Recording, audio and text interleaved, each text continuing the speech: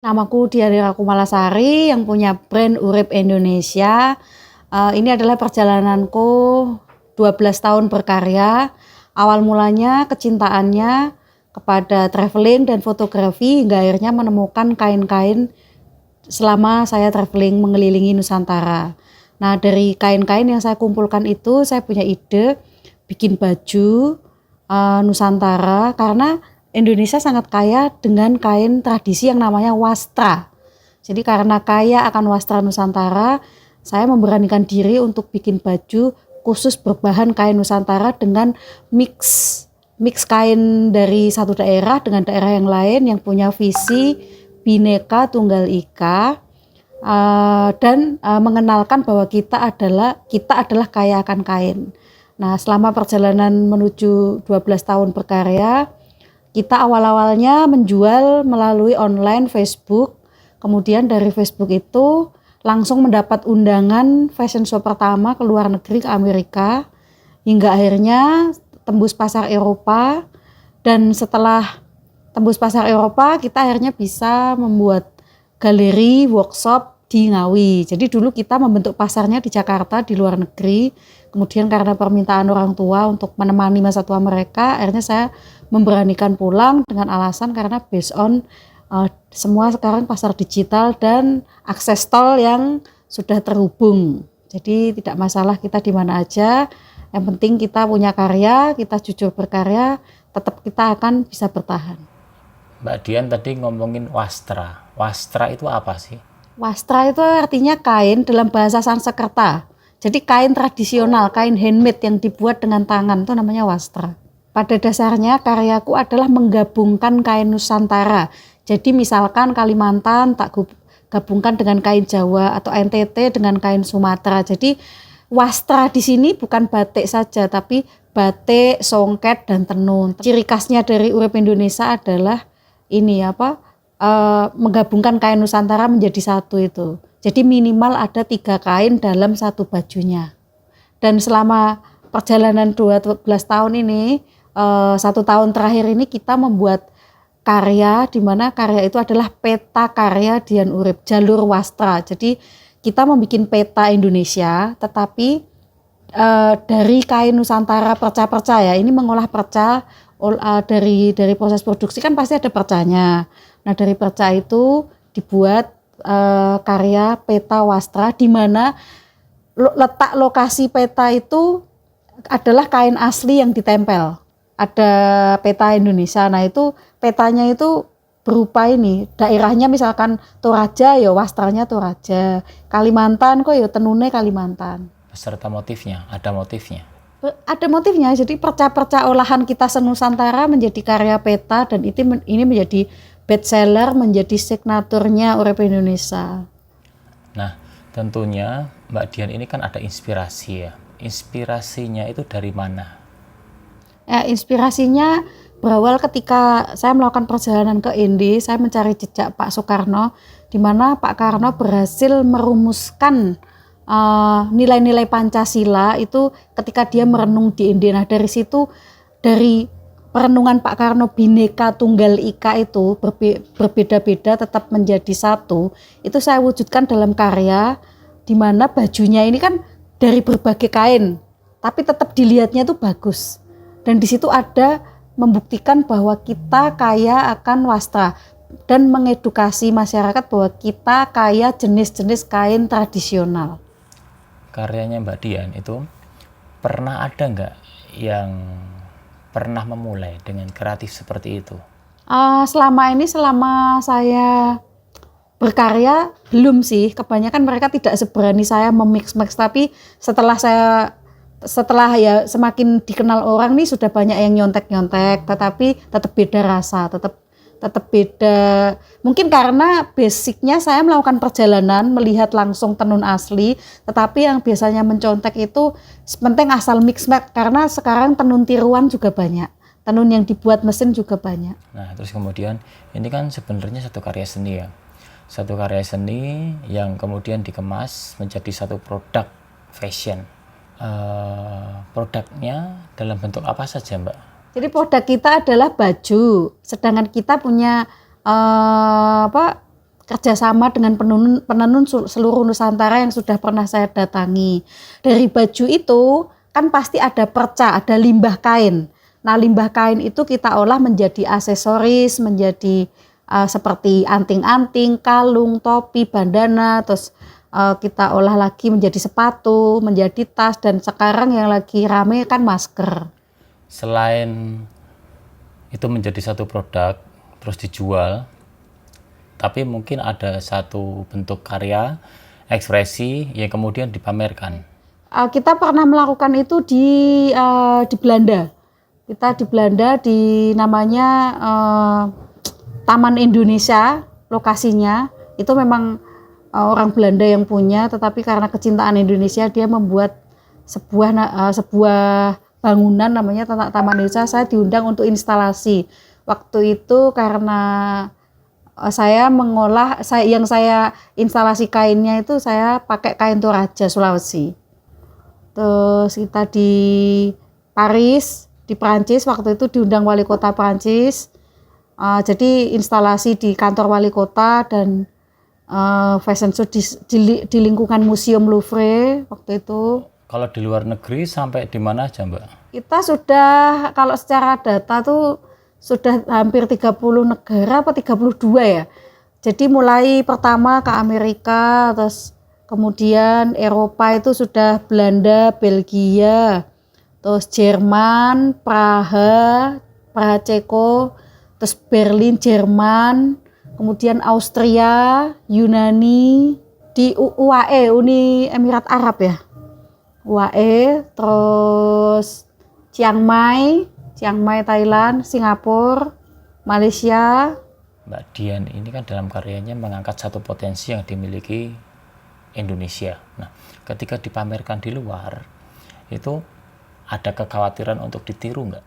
Enggak sih, saya sangat yakin dan nggak bakal bisa meniru kita, karena pertama motif Indonesia sangat beragam. Terus kedua, letak geografis Indonesia mempengaruhi dari warna kain.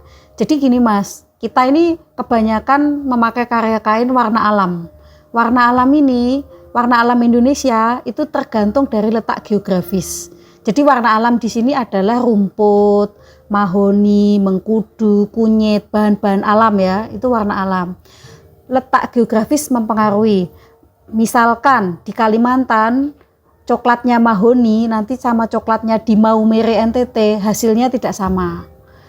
Rumput indigo Kalimantan sama NTT nanti birunya nggak sama. Begitu juga Sumatera juga punya indigo juga nanti nggak sama. Nah, negara lain tidak ada yang bisa mencontoh karena mereka bukan negara tropis dan mereka tidak punya motif seberagam Indonesia. Makanya saya sangat bangga Indonesia ini kaya segalanya termasuk adalah kain. Jadi makin kesini memang saya penggiat warna alam. Jadi di sini karakter wastra atau kain tradisi itu ada dua. Satu, mereka memakai benang toko, benang yang dibeli di toko, warna yang dibeli di toko, atau memakai warna alam warna dengan bahan-bahan alam. Dan nanti ada lagi dengan pintal kapas. Jadi panen kapas dulu, dipintal baru ditenun. Nah itu lebih mahal lagi karena prosesnya 2 kali lipat. Ketika Mbak Dian pameran sampai luar negeri, itu apresiasi dari pihak sana bagaimana? Secara apresiasi mereka sangat menghargai dan pasti kagum. Kok ada motif yang segila ini? Kok ada warna alam seperti ini? Karena warnanya tuh nggak masuk akal bagi mereka gitu loh. Kan saya jelaskan warna alam itu juga bisa indah itu karena juga ada doa mistik lah, semi mistik penenunnya. Jadi di pedalaman mereka memakai warna lumpur, yang hitamnya tuh dari lumpur. Terus warna-warna yang nggak masuk akal bagi mereka tuh nggak takjub kok bisa melakukan ini, karena itu juga ada ritualnya. Kain-kain yang ada nyawanya itu ada ritualnya. Nah itu mereka sangat mengapresiasi dan sangat menyadari jika harganya sangat mahal, sangat mengerti. Setiap saya fashion atau pameran itu tidak sekedar jualan baju, tetapi memamerkan kain-kain yang utuh, kain-kain yang dibuat dengan ritual tadi. Jadi kain tradisi ini ada yang dibuatnya massal, yang motifnya itu, tapi ada yang dibuat dengan yang misalkan keturunan kerajaan atau mereka punya batin yang kuat. Dengan banyak kan di pedalaman tuh mereka tuh membuat kain tuh tanpa membuat pola motif, tapi apa yang di kepala dituangkan dalam tenun sambil komat kamit, sambil puasa, nah kayak gitu. Jadi sebenarnya storytelling dari kain itu sangat dihargai di luar negeri. Kisah di balik selembar kain itu lebih diapresiasi. Nah, pernah nggak Mbak Dian diminta untuk bikin workshop atau ngajarin orang-orang yang ada di luar sana? Sering. Jadi pertama saya ngasih workshop itu di Miami, Florida, Amerika Serikat. Saya karena itu ngisi workshopnya anak-anak SD, akhirnya kita kan ngajarinnya yang gampang tuh bikin kain jumputan. Nah itu seneng banget pakai kelereng, terus kain dijumput dikasih warna. Terus kalau untuk tenun nggak pernah ya, karena kan alat tenunnya kan nggak memungkinkan untuk naik pesawat gitu kan. Kecuali nanti kalau someday ada sponsor besar membawa penenun sama alatnya itu beda cerita. Tetapi saya selalu memberikan video ketika saya presentasi, video cara pembuatan tenun di daerah-daerah itu. Terus untuk workshop styling kain juga sering kita. Jadi menggunakan kain Nusantara tanpa memotong tapi menjadi sebuah baju itu sudah sering saya memberi workshop itu. Oke. Nah, ini menarik. Saya juga nanti ingin tanya soal promosinya itu bagaimana. Terkait kalau saya melihat videonya promo dari Mbak Dian itu kan unik gitu loh. Selalu di satu daerah, kemudian lebur di sana kan seperti itu kan. Tapi sebelumnya saya ingin melanjutkan pertanyaan mengenai itu kan ada apresiasi dari pihak luar. Nah, apresiasi dari pihak sini sendiri bagaimana? Dari pihak Indonesia sendiri? Masih banyak yang nggak tahu tentang kain tradisi. Kebanyakan mereka mengeluh harganya mahal. Jadi sebenarnya musuh terbesar adalah bangsa kita sendiri.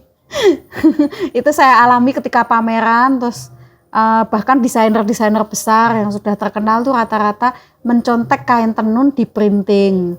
Jadi kasihan penenunnya yang sudah susah payah menenun, tetapi para desainer dan pebisnis itu yang memfoto kemudian memprinting kain, dan karena sudah punya label, punya brand, akhirnya menjual dengan harga tinggi. Nah itu kasihan. Jadi mereka memang nggak punya hak cipta, penenun nggak punya hak cipta sampai sekarang. Tetapi ada sisi positifnya ketika karya-karya itu diprint, dijiplak. Setelah saya pelajari, mereka kan jualannya juga ke luar negeri. Nah dari situ mungkin itu caranya mengenalkan Indonesia. Jadi oh ini motif Indonesia tapi bukan tenun, tapi tekstil tadi. Nah itu tapi minusnya juga banyak, akhirnya orang lari ngapain beli tenun, wong ini lebih enak dipakai, kan lebih adem namanya printing. Kalau tenun kan cenderung kan berserat ya, jadi kalau nggak bisa ngerawatnya jadi kasar. Waktu Mbak Dian diundang pameran di negara-negara tangga sampai negara-negara Eropa gitu kan. Nah, pernah nggak Mbak Dian dalam kegiatannya itu mendapat sponsor dari pemerintah Indonesia?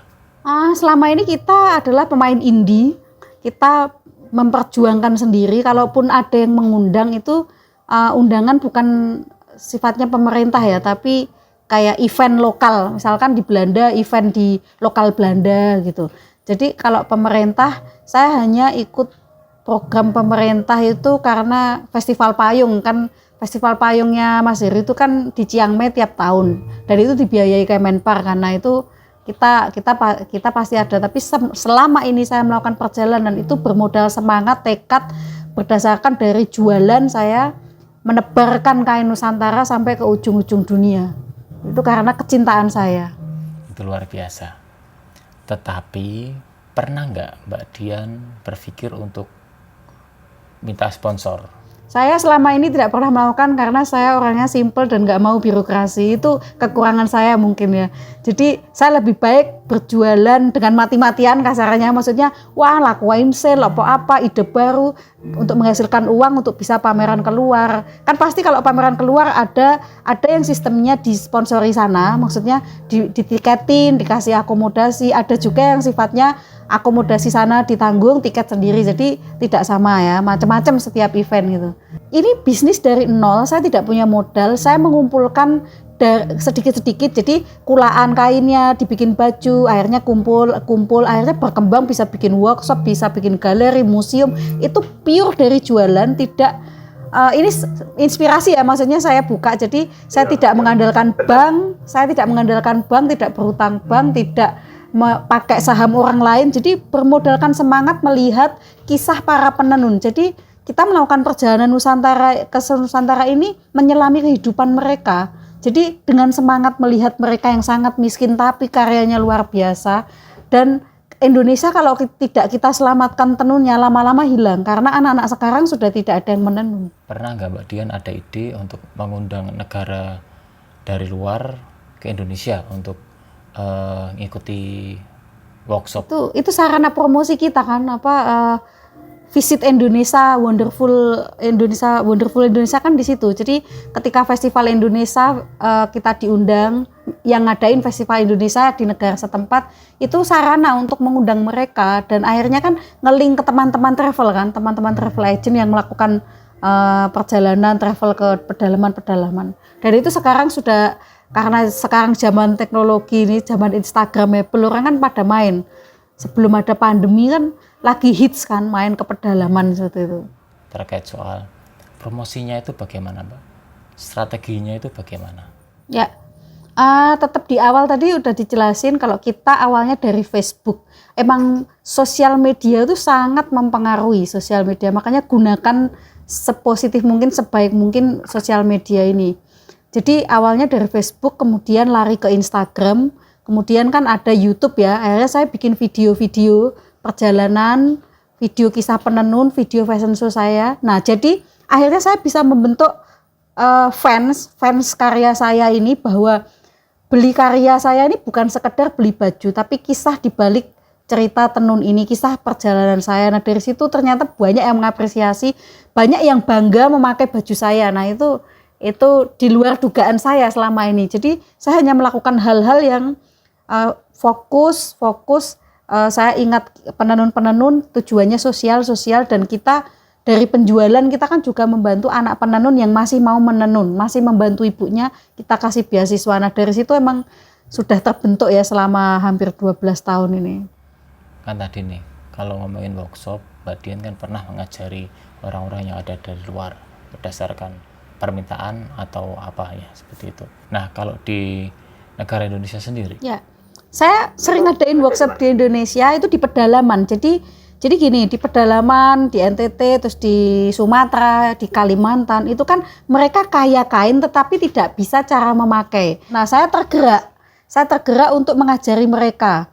Jadi gini, fashion show saya itu bukan di panggung-panggung seperti desainer yang pada umumnya, di panggung Indonesia Fashion Week atau Jakarta Fashion Week yang bayarnya tuh gila-gilaan. Jadi fashion show saya adalah di panggung lokal dengan anak-anak lokal dengan tenun ibu mereka. Itu sudah menjadi khasnya Urip Indonesia. Selain kita mengenalkan kainnya, kita mengenalkan alamnya dan mengenalkan wajah-wajah lokal, dan menanamkan kepada anak-anak itu bahwa mereka harus bangga dengan tenunan ibu mereka. Pendistribusiannya kalau di Indonesia di mana aja Mbak? Ya, kita offline kan hanya di sini, di Ngawi, di galeri. Tapi online-nya kita kan Instagram tuh setiap hari itu kita update, karena setiap hari kan ada yang baru. Karena baju kita nggak ada yang sama, nggak dibuat massal. Karena namanya handmade tuh nggak bisa sama. Terus kita lewat website, di mana orang luar negeri bisa mengakses website kita. Terus kita ada 2 distributor di Rotterdam, Belanda, itu khusus Eropa. Di Eropa offline-nya untuk beli offline itu di Rotterdam di Belanda, dan ada websitenya sendiri untuk wilayah Eropa. Kalau di Amerika di Florida, di Dillon, Florida, juga ada websitenya sendiri kalau beli online-nya. Jadi kita 1 atau 2 bulan sekali itu ngirim barang ke sana untuk update yang terbaru, gitu Mas. Oh ya, tadi saya minta dikasih info terkait soal galeri yang Mbak Dian punya. Itu di mana? Jadi galeri kami workshop kami dan museum kami di Ngawi, Jawa Timur, Kota Ngawi, Jawa Timur, Jalan Sunan Kalijogo nomor 34. Kita menjadi satu, jadi workshop pembuatan baju-bajunya, terus galeri penjualannya, dan museum Wastra Nusantara. Jadi museum ini adalah perjalanan saya keliling Indonesia, saya wujudkan dalam museum.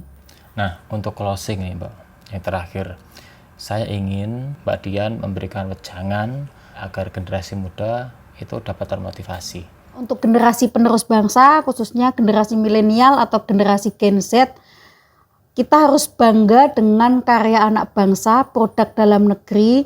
Salah satunya adalah Wastra Nusantara, di mana kita kaya akan kain Wastra Nusantara. Dan untuk kalian harus tetap fokus, lakukan hal-hal berulang untuk menjadi sukses seperti yang kalian cita-citakan. Jadi fokus, intinya fokus, jangan pernah takut nggak punya modal, jangan pernah takut nanti usaha itu berhasil atau enggak, intinya tetap berusaha, tetap semangat.